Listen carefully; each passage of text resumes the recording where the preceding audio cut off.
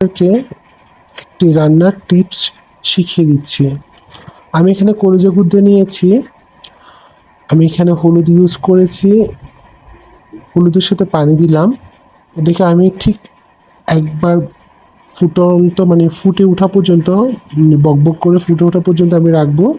তারপরে আমি পানিগুলো ছেঁকে ফেলে দিব এবং কলিজার যে রক্ত কিছু জিনিস অবশিষ্ট থাকে বা যে একটা ফ্লেভার থাকে সেটা তখন আর থাকে না। এবং এভাবে করে আপনারা ডিপে রেখে দিতে পারেন।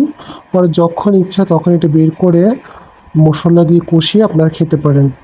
আর যারা মানুষের দোষ ধরে তাদের কলিজাটা এভাবে করে ভুনো করে খেতে পারেন।